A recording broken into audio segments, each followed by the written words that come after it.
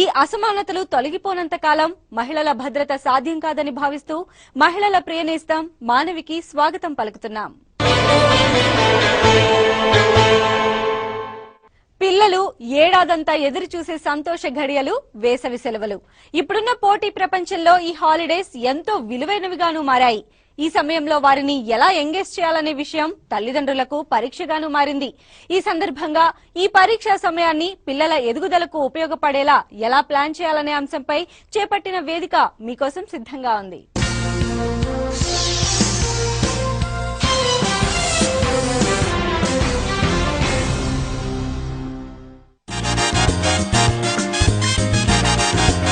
వేసవికాలం వచ్చిందంటే పిల్లల ఎగ్జామ్స్, టెన్షన్స్, ఆ టెన్షన్ రిలీఫ్ చేసే సెలవులు. టెన్షన్ల నుండి బయటపడిన పిల్లలకు సెలవులతో ఓ పక్క రిలీఫ్, మరో పక్క బోరింగ్. మరి విలువైన ఈ వేసవి సెలవులను పిల్లలకు ఉపయోగకరంగా చేయడమెలా? అకాడమిక్ పుస్తకాలతో కుస్తీ పట్టిన ఆ చిన్నారుల ముందు మరిన్ని కొత్త పుస్తకాలను ఉంచి వారిని ముంచేయాలా? రాబోయే అకాడమిక్ ఇయర్ కి ప్రిపేర్ చేయాలా? సమ్మర్ క్యాంపుల్లో చేర్పించాలా? లేదా వారికి మరో వ్యాపకాన్ని కల్పించాలా? వేసవి సెలవులు వచ్చాయంటే తల్లిదండ్రుల మనసులో మెదిలే ప్రశ్నలు ఇవి. వీటికి సమాధానంగా ప్రత్యేక చర్చను చేపట్టింది ఇవాల్టి వేదిక. వెల్కమ్ టు వేదిక. సమ్మర్ వచ్చేసింది, పిల్లలకు హాలిడేస్ కూడా వచ్చేసాయి. మరి పిల్లల్ని ఏ విధంగా ఎంగేజ్ చేస్తే తల్లులకు లాభం ఉంటుంది, పిల్లలకు లాభం ఉంటుంది? వినోదానికి వినోదం, విజ్ఞానానికి విజ్ఞానం కూడా అందాలి అంటే తల్లులు ఏం చేయాలి అనే వివరాలను మనకు అందజేయడానికి చైల్డ్ సైకాలజిస్ట్ ప్రొఫెసర్ పి జ్యోతిరాజా గారు ఉన్నారు. అలాగే పేరెంట్ ఆశాలత గారు ఉన్నారు. హాయ్ అండి. సెలవులు వచ్చేసినాయి, పిల్లల అల్లరితో ఇల్లంతా లేపుతుంటారు, టాప్ లేపుతుంటారు. అటు అమ్మలకు కూడా చాలా బిజీగా ఉంటారు వాళ్ళతో. మరి ఏ విధంగా ఎంగేజ్ చేయాలి? ఎటువంటి యాక్టివిటీస్ పిల్లలకు లాభం? సాధారణంగా ఒక 10 months 10.5 months ఆల్రెడీ వాళ్ళు స్కూల్లో ఉన్న తర్వాత వాళ్ళ పిల్లల ప్రకారం ఏంటంటే okay it's a good time actually, ఒక 1 month 1.5 months నేను ఇంట్లో ఉండొచ్చు అని వాళ్ళు అనుకుంటారు. కానీ అదే తల్లులకి మాత్రం చాలా ప్రాబ్లం అయిపోతుంది. ఎందుకంటే 8 hours 10 hours స్కూల్లో ఉన్న తర్వాత ఒక 1 or 2 hours ఇంట్లో ఉండి హెల్ప్ చేయడం వేరు. ఇక్కడ ఏంటంటే ఎలాంటి యాక్టివిటీ నిజంగానే ఇట్స్ రియల్లీ టఫ్ టైం కదా పేరెంట్స్, ముఖ్యంగా తల్లులకి.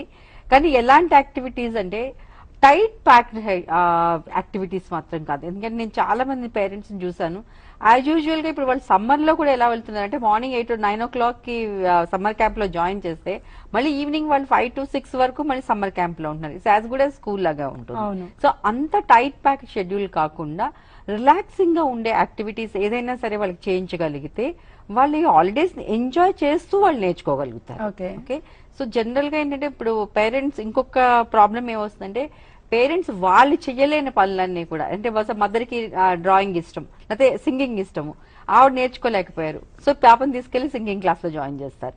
అలాగే డాన్స్ ఇష్టం, డాన్స్ క్లాస్ లో అక్కడ సింగింగ్, డాన్సింగ్ ఇవన్నీ ఇన్ని యాక్టివిటీస్ చేసేటప్పటికి ఏంటంటే ఎందులోనూ కూడా వాళ్ళకి ఒక పరిపూర్ణత కానీ వాళ్ళ మీద ఇంట్రెస్ట్ అనేది క్రియేట్ అవ్వదు. జస్ట్ వెళ్ళి అక్కడ ఏదో టైం స్పెండ్ చేసి రావడమే తప్పించి యాక్చువల్ గా వాళ్ళకి ఎంత ఉపయోగం అవుతుంది అనేది కూడా తెలియదు. కాబట్టి ఏ యాక్టివిటీ నేర్పించినా కూడా వాళ్ళు ఇష్టపడి చేసేటట్టుగా ఉండే యాక్టివిటీ కావాలి, కానీ వాళ్ళు ఏదో టైం పాస్ కోసం చేసే యాక్టివిటీ మాత్రం ఉండకూడదు సమ్మర్ లో చేసేటప్పుడు. ఓకే ఓకే, ఆశాలత గారు, మీరు ఒక పేరెంట్ గా మీరేం చెప్తారు? చాలా మంది పేరెంట్స్ ఏం చేస్తుంటారంటే నెక్స్ట్ అకాడమిక్ ఇయర్ కి వాళ్ళను ప్రిపేర్ చేస్తుంటారు, ట్యూషన్స్ అని లేదా ఏదైనా సరే. మరి మీరు దాన్ని ప్రోత్సహిస్తారా? ఒక విధంగా చెప్పాలి అని అంటే కొంత గ్యాప్ ఇవ్వటం మంచిదండి వాళ్ళకి. ఒక కంప్లీట్ ఒక tight schedule academic year complete అయిపోయిన తర్వాత వాళ్ళు నెక్స్ట్ ఇయర్ కి ప్రిపేర్ అవ్వమని వెంటనే మనం డెఫినెట్లీ బుక్స్ ఇచ్చేస్తున్నారు ఇప్పుడు ప్రతి స్కూల్లో. ఎస్ఎస్సి కరిక్యులం వాళ్ళు కూడా ఇచ్చేస్తున్నారు. వాళ్ళకి సమ్మర్ హాలిడేస్ లో కూడా ప్రైవేట్ క్లాసులు జరుగుతూ ఉంటాయి. అది కాకుండా నెక్స్ట్ ఇయర్ కి సంబంధించిన టెక్స్ట్ బుక్స్ అన్ని ఇచ్చేస్తున్నారు. ఇప్పుడు ఏమవుతుందంటే అవి చూడంగానే వాడికి నెక్స్ట్ ఇయర్ కూడా వచ్చేసింది నాకు బర్డన్, బాబోయ్ మళ్ళీ ఎప్పుడో కూర్చోబెట్టి చదివిచ్చేస్తా ఉంటారు గ్యాప్ చూసుకుని, ఏం చేయాలో ఏమో నాకు పెద్ద స్ట్రెస్ అని అనుకుంటూ వాడు అనుకుంటాడు. కానీ వాడిని అలా రిలాక్స్డ్ గా వదిలేసి what do you want to do అని చెప్పి మనం అడిగి, నీకు ఏమి ఇష్టం నాన్న, వాట్ ఆర్ యూ ప్లానింగ్, నీ మనసులో ఏముందో చెప్పు, దాన్ని బట్టి నేను ప్లాన్ చేసి నేను నీకు అనుగుణంగా దాన్ని నేను హెల్ప్ చేస్తాను అని అంటే డెఫినెట్లీ వాళ్ళకి ఇష్టమైన ఐటమ్స్ అన్ని చెప్తారు.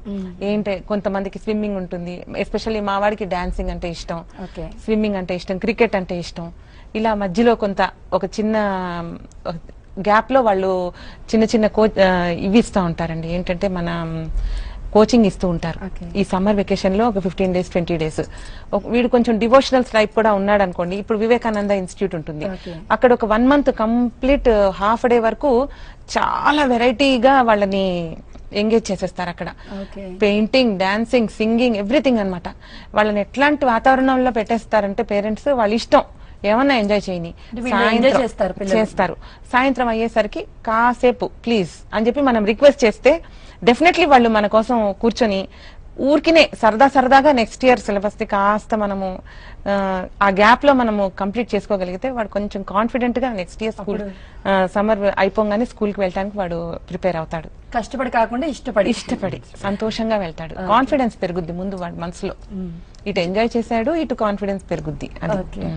జ్యోతిరాజా గారు, ఇప్పుడు సింగిల్ ఫ్యామిలీస్ వచ్చేసినాయి, అమ్మమ్మలు నానమ్మలు అందరూ కూడా ఊర్లలో ఉండిపోతున్నారు. ఈ కాంక్రీట్ జంగిల్లో వాళ్లకు పచ్చదనమే కరువైపోతుంది.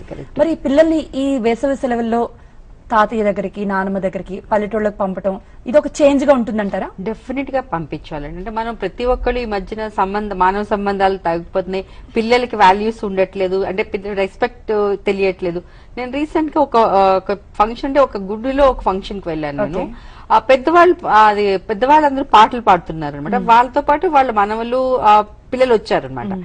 వాళ్ళు ఏంటంటే వాళ్ళు పాపం వాళ్ళు పాడుతున్నారు, వీళ్ళు ఎందుకు వచ్చారో కంపెనీ కోసం వచ్చారేమో నాకు తెలియదు కానీ వీళ్ళు ఇక్కడ ఏంటంటే చాలా అరుస్తూ గోల్ చేస్తూ ఐ థింక్ చాలా అల్లరి చేస్తున్నారు.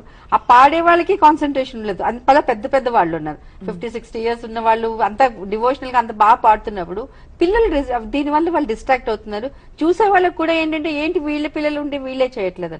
ఇన్ఫాక్ట్ నేనైతే ఒక పాపని పిలిచి, అమ్మ ఎవరు పాడుతున్నారంటే మా నాన్నమ్మ పాడుతుందని చెప్పి. అంటే మీ నాన్నమ్మ పాడుతున్నప్పుడు నువ్వు నాన్నమ్మ కోసం వచ్చావా అంటే, అవును నేను నాన్నమ్మ కోసం వచ్చానని. మరి అంత బాగా కష్టపడి నాన్నమ్మ పాడుతున్నప్పుడు నువ్వు మాట వినాలా వినకూడదా అంటే వినాలా అంటే అంది. అయితే మరి కొంచెం సేపు కూర్చుని నాన్నమ్మ పాట విని మెచ్చుకుంటా మీ నాన్నమ్మ హ్యాపీగా ఫీల్ అవుతుందా అని. అవును హ్యాపీగా ఫీల్ అవుతుంది. అయితే ఒక 10 నిమిషాలు కూర్చో, 10 నిమిషాల తర్వాత నువ్వు వెళ్ళిపో అని చెప్పాను. మరి అమ్మాయి ఏమనుకుందో నాకు తెలియదు అంటే actually I could not control my self ఆ టైంలో. అంటే నేను అన్నది ఏంటంటే ఇప్పుడు ఇలాంటివి ఏవైతే ఉన్నాయో, అంటే రెస్పెక్ట్ అన్నది గానీ, పెద్దవాళ్ళని గౌరవించడం గానీ, మేనర్స్ అన్నది గానీ, ఉత్తప్పుడు ఏమంటారంటే మేము స్కూల్లో టైంలో బిజీగా ఉంటాం, మేము నేర్పించలేమంటారు. కానీ ఇలాంటి టైంలో గనక అది సమ్మర్ లో టైం దొరికినప్పుడు చిన్న కథల రూపంలో గానీ, ఏదో రకం బయటకి తీసుకెళ్ళడం గానీ, ఇలాంటివి నేర్పించి బయటకు వెళ్ళినప్పుడు ఎలా బిహేవ్ చేయాలి, ఒకవేళ పెద్దవాళ్ళతో ఎలా ఉండాలి, ఇలాంటివి సాధారణంగా అంటే అమ్మమ్మలు తాతలు ఉంటే డెఫినెట్ గా వాళ్ళు నేర్పిస్తారు. నాన్న ఇలా ఉండకూడదు, ఇలా ఉండాలి, ఇలా చెయ్యకూడదు, ఇలా చెయ్యకూడదు. అది ఫస్ట్ చేయాల్సింది. డెఫినెట్ గా ఒక అమ్మమ్మలు తాతలు ఉంటే ముందు వాళ్ళ దగ్గరికి పంపించాలి.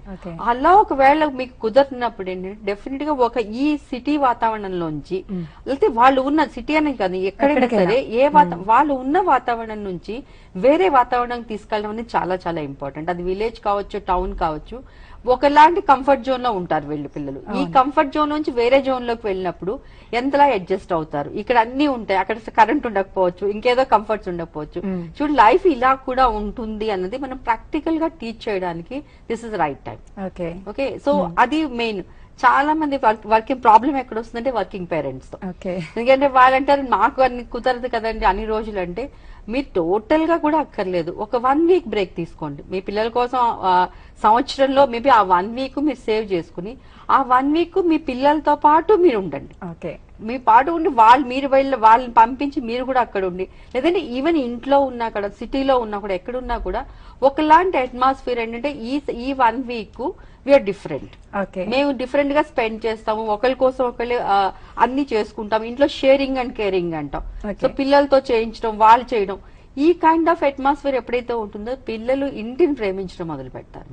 సో వాళ్ళకి ఇల్లు అంటే బర్డెన్ కాదు, బయటికి వెళ్ళిపోవాలన్న ఫీలింగ్ అనేది చాలా తక్కువ కలుగుతూ ఉంటుంది. ఆశలత గారు, మరి వర్కింగ్ పేరెంట్ గా మీరు ఎటువంటి ప్రాబ్లమ్స్ ఫేస్ చేశారు? మీ బాబుని